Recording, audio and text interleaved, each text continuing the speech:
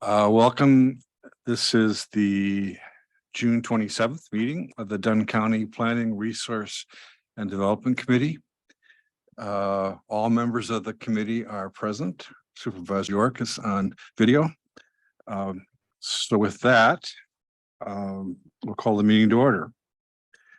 Approval of the minutes from June 13th. Do I have a motion? I'll move approval, Mr. Chairman. Was it Morehouse? Second? I will second it. Kinnear. Seconds. Any corrections or additions? All in favor of approval of the minutes, say aye. Aye.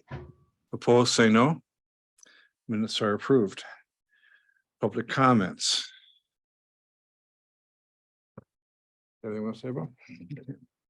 All right, we have no public comments.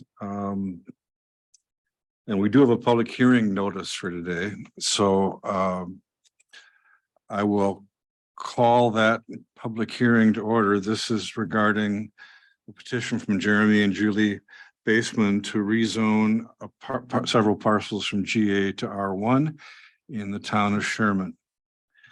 And I'd ask Ann to please note the proper noticing of the meeting. Do you have that show to us? The notice was, I think the proof of notice was included in the packet. Right. It was published in the Dunn County News on 2 dates prior to the meeting.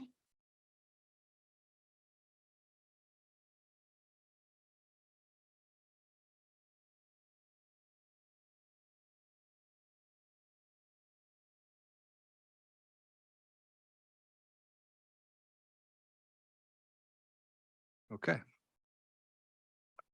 So we have evidence that the meeting has been properly noticed. The hearing has been properly noticed. This will be the only opportunity to speak publicly to the committee on this rezone request. And if people have testimony, we will ask them to swear in before they speak. And can you provide us or go through your report to us briefly? Sure. So this is just a summary here that I've included in the packet. The request is to rezone 2 adjacent parcels from general ag to residential 1. The total acreage of the 2 parcels is about 10.5 acres. And you can see from the slide here, the aerial photo. Jeremy and Julie Baseman reside at the subject property. Dunn County policy doesn't allow 2 single-family dwelling units on a single parcel within general ag. So for this reason, the applicant is requesting to rezone the subject parcels to R1. They would then create 2 new lots and they'd be able to place 2 homes on the property. And you can see on the screen here, we have 2 lots proposed. Yellow is a little bit difficult to see, but that would be the proposed layout of the lots. The subject parcels are shown in red on this slide. Almost everything within the area is zoned as general ag. There is a small area zoned R1 to the kind of the northwest there. Both of the parcels are within the Shoreline Protection Overlay District. Consistency with the comp plan. At the time, the county's comp plan was adopted in 2009. The town of Sherman elected not to adopt a comp plan as such, future land use for the lands proposed to be rezoned in Sherman is unknown. The town of Sherman and Dunn County are currently updating their comprehensive plans. The Town of Sherman Planning Commission reviewed the applicant's request on April 18th and recommended approval. They included comments and reasons from the town board. The slope of the parcel, which showed the agricultural land for rezone, did not meet the definition of prime farmland. The size of the parcel, the landowner's statement that they intend to continue farming most of the ag land, and the importance of creating more housing in Dunn was cited as reasoning. Trends in development of the area.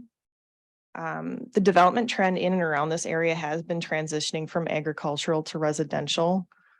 Even just looking at an aerial map, you can see there's just more houses than there used to be in this area. The property is currently zoned as general ag. Limited residential development is permitted in this district. Land is currently not used for crop production. Potential use of the property for crop/forage production or livestock facilities is pretty limited due to soil types, slopes, lot size, and location within the Shoreland Overlay District. Rezoning this property from GA to R1 would be a net zero loss of ag land.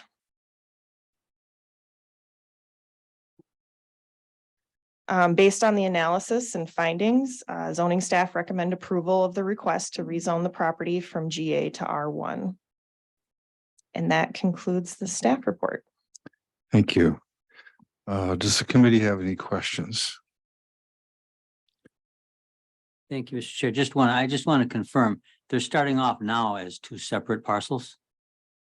Correct. Okay, and then they're going to change it to, They're they're going to just- adjust those two parcels. Okay, Correct. Thank you. So they just be reconfiguring essentially.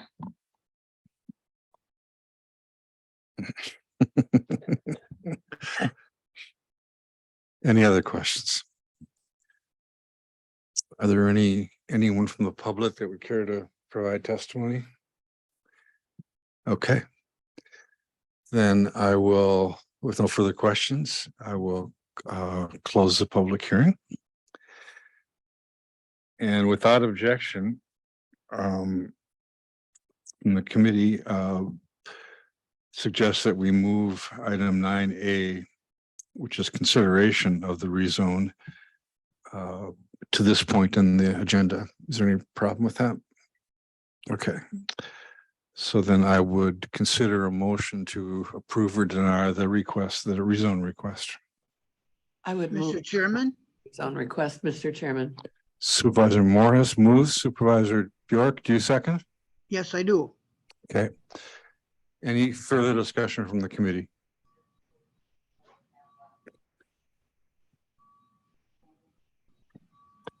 All in favor of the rezone, say yes or aye. Aye. I, Both say no. Okay, the rezone is approved. Thanks very much. I guess the only other item we have on our agenda is the Environmental Services Department Annual Report. We'll let our staff lead us through this. You do it, Tom. I'll take it. So here's our report. There you go. Yeah, so we'll have a PowerPoint presentation prepared for the county board meeting in July. But this is the written portion of our report, trying to gather everything that happened in 2022, while it's already almost July, and 2023 is a step back in time. But I think we have everything in there. Each division has information related to 2022. We could be happy to answer any questions you might have. If you'd like us to go through anything in more detail, we can probably do that as well. So we don't want to get out of here too early. Yeah, I think a 10-minute meeting doesn't look good on the. Any questions or observations from the committee about the report? Only an observation that well done. It looks great and it's Yeah. informative and just what we need. Yep, good work. We'll be proud of you. And you should be proud of yourselves. I'm wondering, are all three of you going to talk at the county board meeting or a little bit? Huh? Okay. Yeah, Good. that's the plan. And I think just to highlight what I'll probably try to cover for land and water conservation, I'm going to focus on one particular program, which is just probably the farmer-led watersheds. So if you think I should be covering something else within that particular division, I'd be happy to do that. But that's kind of maybe the 5-minute spiel from me, Okay. just to pick out one program as we were directed. And think we're also asked to identify mandated or non-mandated with those programs. So certainly the farmer-led watershed programs are a non-mandated type of a program. However, it's to benefit those in the community that are requesting our assistance on it. So I don't know, Ann or Tom, if you have anything else you want to add to about your stuff, but Yeah, so as Chase mentioned, I'm just gonna give a brief overview on our main focus areas and then pick the remonumentation program that we work on. Show some slides of the monuments we found over the years and describe whether it's mandated or non-mandated and how it's funded. So, Tom, Yeah. Mr. Chairman, talk about the project savings, that graph, the table. sure, I can do that. Let me get down here. I believe this is what you're referring to, Yeah. the remonumentation. Yes, Yeah, so going back to 1996, you can see there's some large dollar amounts back then. A lot of the county wasn't remonumented. Does everybody know what remonumentation is? Yeah. I would hope so, but I think I know. okay, so I'll try and make it brief. So the original public land survey system happened in Wisconsin over a long period of time, many years ago. In Dunn County, it started here in 1848 and went to about 1853. So wood posts were put in every half mile to create sections, 1 square mile of land. And then those sections were further divided. When the homesteaders came here, they were given 160 acres free and clear if they agreed to the Homestead Act of 1860. So if they settled on 160 acres and farmed it, they were given a patent for the property. So every half mile on the section line, wood posts were put in, and then legal descriptions that are still used today were written based on that system. It's a very old system that's still in use today. Of course, we all know what happens to a wood post after it's been in the ground since 1850. It deteriorates and rots away. Over time, roads got built on the section lines. Farmers put up fences. There were different means and methods of marking these corners. You know, eventually we had iron pipes were put in the ground. So some of these corners have been very well maintained over the years. Other ones have not been touched since 1850. So our job is to go out and make sure we have a good stable monument in all these positions and provide coordinates on those markers as well. Not only do the private surveyors use them when conducting survey work, but also all parcel mapping is done from those corners. And the more accuracy we have on those positions, the better we can greatly improve our parcel mapping. So lines aren't running through people's garages and creating confusion and problems. So that's our job, to make sure these corners get properly monumented. And even once they're monumented, they need perpetual maintenance, right? Because roads are tearing monuments out every year. Farmers are tearing them out. So what this is if a landowner calls a surveyor to get an estimate for surveying, and they see that, hey, these corners haven't been maintained for years, or there's no physical marker there, they'll call me. We have a request form that they can put in and say, I'm doing some work in this section of the town of Otter Creek. I need these 4 corners. This is going to be the cost save. They have to list, if they were to go out and reestablish these and charge that cost back to their client, what is the cost savings to their That's client if the county does it? So okay, so that's what you see here, number of requests each Got it. year, and then the cost saving that has been, estimated by the private surveyor.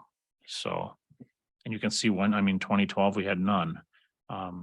Lately, we've been getting 1 or 2 a year. So, and again, as more corners get reestablished, the need for requests is decreasing. So that's what that is. I hope that was a yeah, thank you. That's thorough perfect. explanation. Okay. Mr. Chairman, Yeah, Carrie. I'd like to ask Tom a question. Sure. Are the private surveyors still being paid if they put in a section marker? No.